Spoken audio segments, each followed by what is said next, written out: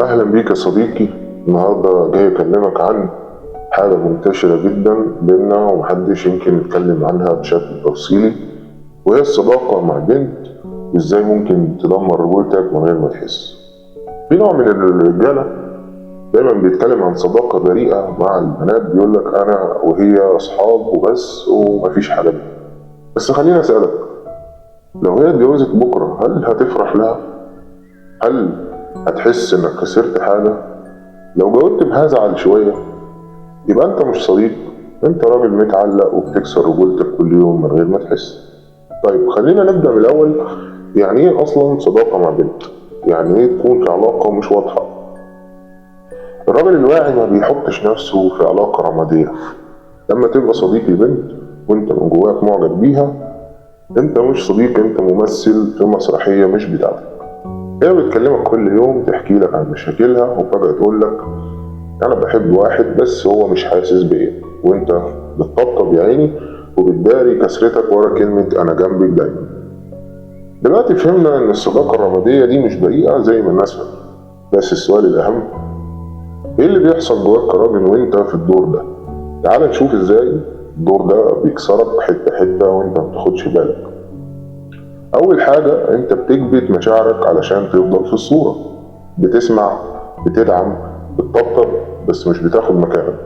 بتضحك وهي بتحكي لك عن اللي بتحبه وانت ساكت. تدعمها وهي بتحب غيرك وانت بتتقطع من جواك. تاني حاجة، انت بتدي اكتر ما بتاخد. وقتك، طاقتك، اهتمامك، وهي بتدي لغيرك، وانت بتقول لنفسك انا مختلف وهي هتحس بيا، بس الحقيقة هي حطاك في خانة مش هينفع. والاخطر، كل ما بتتنازل اكتر كل ما احترامها ليك بيقل. الست بتحترم الراجل اللي عنده حدود، مش اللي دايما متاح. كل اللي فات ده مش مجرد مشاعر، دي ديناميكية نفسية بتحصل في كل علاقة شبه دي. بس علشان نفهم الصورة كاملة لازم نبص على الموضوع من زاوية أعمق، زاوية الريد بيل. الريد بيل بيقولك الست بطبيعتها بتنجذب للأقوى مش للأكثر طيبة.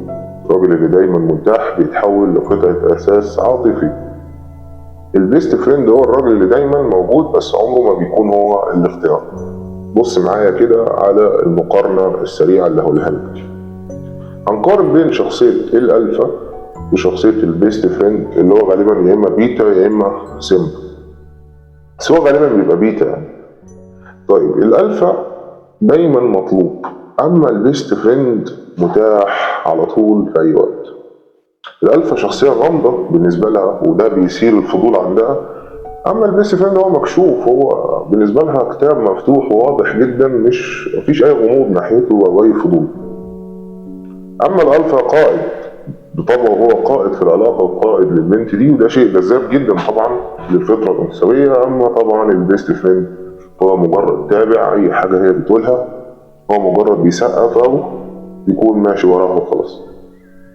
الألفا عنده خيارات كتير، بمعنى إن هو حواليه دايما في ستات، حواليه دايما يقدر يختار علاقة بكل سهولة، وده خلي بالك ممكن يصدمك، ولكن ده شيء مثير بالنسبة للست وللأنثى بشكل عام.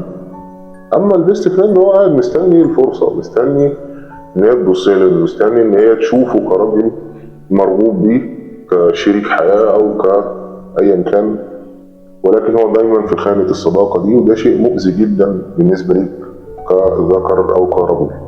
طيب لو هي مش بتحبك ومش شايفاك راجل وسايباك في الخلفية، ليه لسه متمسكة بيك؟ يعني هي ليه مادام شايفاك كده، طب ليه ما بتقولكش والله احنا اخوات فايه فمش هينفع بينا علاقة؟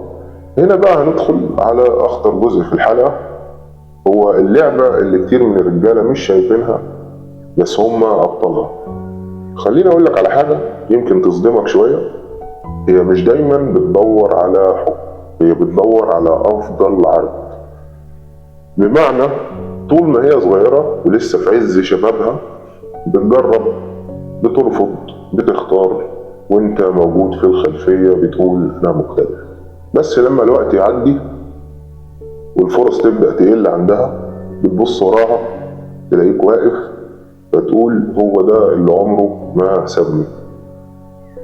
تخيل معايا المشهد ده، بعد 7 سنين صداقة هي بتكلمك وتقول لك ازيك مثلا يا محمد، انا فكرت فيك فجأة، انت دايما كنت جنبي، تعبت من العلاقات، انا تعبت من العلاقات وعايزة استقر، هل شايف اننا ممكن نبدأ من جديد؟ طبعا ده مش حب، هو ده بالنسبة لها ده خطة يعني خطة طوارئ، اللي هو خلاص قطر الجواز او سنها بدأ يكبر، فخايفة القطر ده يفوتها، فبتضطر تلجأ للموجود اللي هو طبعا اللي واقف في الخلفية 7 سنين مضيع حياته في دور البيست فريند. اللي قلناه ده مش خيال، ده بيحصل كل يوم، بس المشكلة انك ممكن تكون جوه اللعبة دي ومش واخد بالك. تعال اقول لك ازاي تكتشف انك في الفخ ده. هتلاقي نفسك بتتضايق لما تحكي لك عن حد تاني، بتتمنى تبقى مكانه، بتخاف تعترف بمشاعرك عشان ما تخسرهاش، بتبرر لنفسك انك كويس وانها هتلاحظ ده يوما ما. لو جاوبت بأيوة على أكتر من سؤال من الأسئلة اللي فاتت دي، أبشرك إن أنت في الفخ.